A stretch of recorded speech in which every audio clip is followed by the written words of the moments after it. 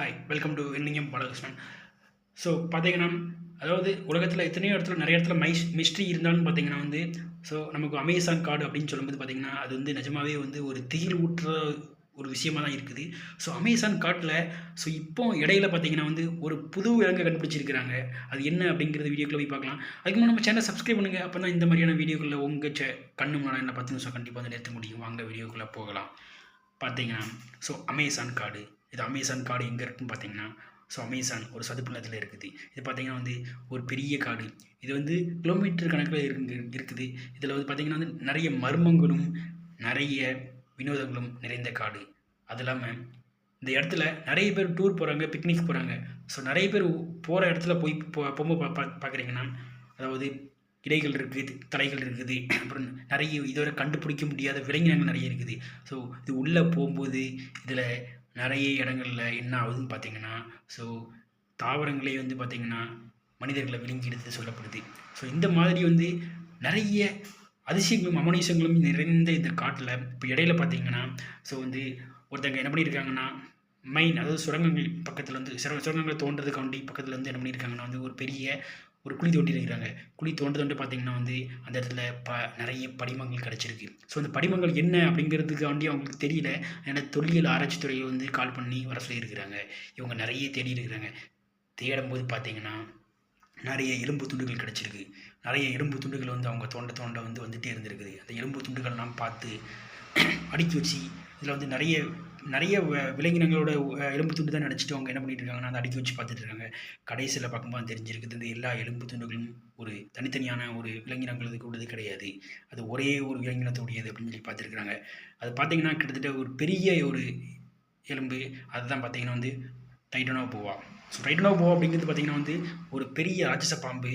இது பார்த்தீங்கன்னா, அதாவது முதலைகள், யானைகள், பெரிய பெரிய உருவங்கள வேட்டையாடக்கூடிய ஒரு பெரிய அமானுஷ்ய ஒரு மலைப்பாம்பு. மலைப்பாம்போட பெருசு.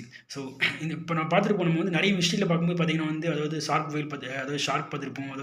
அதாவது ப்ளூ வேல்ஸ் பார்த்துருப்போம். ஸோ ப்ளூ வேல்ஸோட பார்த்தீங்கன்னா நெறைய பெரிய பெரிய அதாவது ஜுராசிக் பார்க்கே கூட முழுங்கக்கூடிய மீன்கள்லாம் அளவுல பெருசுல நம்ம நெறைய பார்த்துருப்போம். இதெல்லாம் மைத்துன்னு சொல்லுவோம். இதெல்லாம் மித்தா இருந்தாலும் பார்த்தீங்கன்னா ஸோ இது இதான் உண்மை.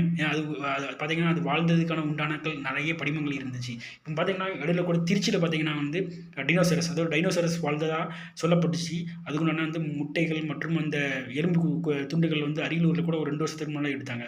அதேபோல இப்ப நான் சொல்றது பார்த்தீங்கன்னா, 2009ல தான் இந்த விஷயங்கள் நடந்திருக்குது. ஆனா ஒரு 2 வருஷத்துக்கு முன்னாடிலாம் பார்த்தீங்கன்னா, இந்த விஷயங்கள கண்டுபிடிச்சிருக்காங்க. ஸோ டைட்டானோபோவா அப்படிங்கிறது பார்த்தீங்கன்னா மிகப்பெரிய ராட்சச பாம்பு. அது பார்த்தீங்கன்னா அமேசான் காட்டுல அது வாழ்ந்திருக்குது. அது வாழ்ந்ததுக்குண்டான விஷயங்கள் நெறைய இருந்திருக்குது. ஏன்னா, அந்த காட்டுல பார்த்தீங்கன்னா ஒரு தண்ணி கலர் சேஞ்ச் ஆகிட்டே இருக்கும். ஸோ தண்ணி பார்த்தீங்கன்னா காலையில போம்போது ஒரு கலர்ல இருக்கும். மதியம் போகும்போது ஒரு கலர்ல இருக்கும். நைட்டு போகும்போது ஒரு கலர்ல இருக்கும். ஆனா எப்பவுமே அந்த இடத்துல பார்த்தீங்கன்னா, காடுகள்னால எப்பவுமே சத்தம் கீச்சு கீச்சுன்னு அதிகமாயிட்டே இருக்கும். ஸோ காலையில போகும்போது பார்த்தீங்கன்னா, சிகப்பு கலர்ல இருக்கும். இது எதுக்காண்டி இந்த மாரியா கலர் தண்ணியோடைய கலர்ல வித்தியாசம் வருதுன்னு பார்த்தீங்கன்னா ஸோ தண்ணி அந்த அமேசான் காடு பார்த்தீங்கன்னா, மூலிகள் நிறைந்த ஒரு காடு. ஸோ பார்த்தீங்கன்னா அரிய வகை நெறைய விலங்கினங்கள் இருக்குது. நெறைய ஸோ பார்த்தீங்கன்னா, எக்கச்சக்க பூஞ்சைகள் மற்றும் அந்த தாவர செடி கொடிகள் இருக்குது. இதில பார்த்தீங்கன்னா அப்பப்போ அதில பட்டு அங்கேருந்து வரும்போது என்ன ஆகுதுன்னா பார்த்தீங்கன்னா அதோடைய நிறங்கள் மாறுபடுது. ஒரு குறிப்பிட்ட இடங்கள்ல மட்டும் மட்டும் பார்த்தீங்கன்னா ஸோ இந்த மாரி இந்த காடுகள் பார்த்தீங்கன்னா இது தண்ணி இந்த இலைத்தழைகள தொட்டு வரதுனால என்ன பார்த்தீங்கன்னா கலர்கள் மாறுது. ஸோ இந்த அமேசான் காடு இன்னும் பார்த்தீங்கன்னா ஒரு அரிய காடுன்னே சொல்லப்படுது. ஏன்னா, இதோடைய ஆழங்கள் யாருக்கும் தெரியாது. ஒரு குறிப்பிட்ட பகுதியில பார்த்தீங்கன்னா ஸோ ஆழம் அதிகமா இருக்கும். இங்க பார்த்தீங்கன்னா இங்க இருக்கிறவங்களே நெறைய பேர் இங்க போக போக மாட்டாங்க. அது இல்லாம இதில ஒரு பாழடைஞ்ச பில்டிங் வேற இருக்குது. ஸோ இந்த பாழடைஞ்ச பில்டிங்ல பார்த்தீங்கன்னா நெறைய மர்மங்கள் இருக்கிறதா சொல்லப்படுது. ஏன்னா நம்ம ஊர்ல பார்த்துக்கிட்டீங்கன்னா, நம்ம ஊர்ல நெறைய மலைத்தொலைகள் இருக்கு. மலைத்தொடர்கள் இருக்குது. ஸோ அங்கேயும் பார்த்தீங்கன்னா அதாவது ஆட்கள்லாம் போக போக முடியாது. ஸோ நெறைய மர்மங்கள் இருக்குது. ஸோ நம்ம பார்த்துருக்கோம். குணா கேவ் பார்த்துருக்கோம். அந்த மாரி நெறைய அரிய வகை இடங்கள் இருக்குது. அதேபோல பார்த்தீங்கன்னா, இங்கேயும் நெறைய அரிய வகை இடங்கள் இருக்குது. ஸோ பார்த்தீங்கன்னா, இங்க கண்டுபிடிக்கப்படாத மிருகங்கள் நெறைய இருக்குது. விலங்கினங்களும் நெறைய இருக்குது. ஸோ அதாவது இந்த ஊர்ல பார்க்கும்போது பார்த்தீங்கன்னா அதாவது இந்த அமேசான் காட்டுக்குள்ள அமேசான் அப்படின்னு சொல்லும்போது பார்த்தீங்கன்னா நெறைய திகில்களும், மர்மங்களும் நிறைந்ததா காணப்படுது. ஏன்னா, அந்த அளவு அமேசானுடைய அந்த ஆறு, நதி அப்படிங்கிறது ரொம்ப பெருசு. ஸோ வித்துலயும் பெருசு. கிலோமீட்டர் கணக்குல பார்த்தீங்கன்னா போயிட்டே இருக்கும். அது இல்லாம ஸோ இந்த இடத்துல என்ன நடக்குன்னு தெரியாது. ஏன்னா மரம், செடி, கொடிகள் அதிகமா நிறைஞ்சு இருக்கனால, சூரிய ஒளிகளே படாத ஒரு ஏரியாவா இருக்கும். அது இல்லாமல் நம்ம வந்து தப்பி தவறி உள்ளே விழுந்துட்டோம்னா நிறைய, அதாவது காலில் மாட்டுற அளவுக்கு பார்த்திங்கன்னா குலைகள் தான் அதிகமாக குப்பும் குலையுமா இருக்கும். ஸோ அந்த இடத்துல நம்ம வந்து உயிர் வாழ்றது ரொம்ப கஷ்டம். ஏன்னா ஒரு நாள் வந்து பார்த்திங்கன்னா வந்து அந்த அமேசான் காட்டில் வந்து சர்வை பண்ணுறது அவ்வளோ பெரிய கஷ்டமாக இருக்கும். ஏன்னா எந்த இடத்துல இருந்து பார்த்திங்கன்னா வந்து எந்த பூச்சி மற்ற விலங்கினங்கள் வந்து கடிக்கும் அப்படிங்கிறது நமக்கு தெரியாது. அதே மாதிரி இந்த இடத்துல இருக்கிறது அந்த மலைத்தொடருக்குள்ளே இருக்கக்கூடிய பார்த்திங்கன்னா அந்த நீர்கள் வந்து பார்த்திங்கன்னா வந்து ஒரு ஒரு இடத்துலையும் ஒரு சுவைகளை கொண்டு இருக்கிறது.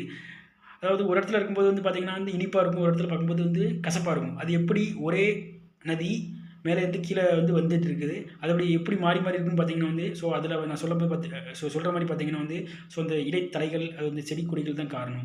ஸோ இந்த அளவு பார்த்தீங்கன்னா வந்து நிறைய மூலிகைகள் இருக்குது. ஸோ வந்து இதில் வந்து எந்த இடத்துல நம்மளுக்கு எந்த பிரச்சனையும் இருந்தாலும் சரி தான், அதில் அந்த அமேசானுடைய அந்த தாவரங்கள் இருந்து செடி கொடிகள் அதுக்கு உண்டானதை வந்து நம்ம வந்து எடுத்து கரெக்டாக நம்ம வந்து மருந்து பக்குவம் பார்க்கும்போது நமக்கு அது வந்து குணமாகக்கூடிய நிறைய வாய்ப்புகள் இருக்குது. ஸோ அமேசான் அப்படின்னு சொல்லும்போது பார்த்தீங்கன்னா வந்து அது நிறைய மர்மங்களும் இருக்குது. அது இல்லாமல் பார்த்தீங்கன்னா வந்து அந்த அதாவது வியாதிகளை வந்து குணப்படுத்தக்கூடிய ஒரு அபூர்வமும் இருக்குது. இங்கே வந்து நம்ம ஊரில் இருக்க மாதிரி நம்ம ஊரில் இருக்கிற கொல்லிமலைகள் மாதிரி பார்த்தீங்கன்னா வந்து இந்த இடத்துல வந்து ஸோ வந்து நிறைய காற்று நிறைய இது பார்த்திங்கன்னா வந்து நிறைய இங்கேயும் பார்த்தீங்கன்னா மூதாதையர்கள் வாழ்ந்தால் சொல்லப்படுது, அவங்களும் சித்தர்களும் இருந்தால் சொல்லப்படுது. ஏன்னா நம்ம ஊரில் இருக்கிற சித்தர்கள் வேறு, அங்கே இருக்கிற சித்தர்கள் வேறு. ஸோ அங்கேயும் பார்த்திங்கன்னா வந்து அமோனேஷன் நிறைய இருக்கிறதா சொல்லப்படுது. அது இல்லாமல் பார்த்திங்கன்னா வந்து பேய்களும் ஆவிகளும் இருக்கிறதா சொல்லப்படுது. ஏன்னா நைட்டு கூட போகும்போது பார்த்திங்கன்னா வந்து கண்டிப்பாக பயந்துருவோம். ஏன்னா ஒரு ஒரு அலறல் சத்தம் கேட்கும். நான் சொன்னேன் பார்த்தீங்களா ஏற்கனவே ஒரு பங்களா இருக்குன்னு. ஸோ அந்த பங்களாவில் பார்த்திங்கன்னா நிறைய மர்மங்கள் இருக்குது. ஸோ நைட்டு கூட பார்த்திங்கன்னா வந்து லைட் வெளிச்சமும் அப்பப்போ வரும், அப்பப்போ போகும்.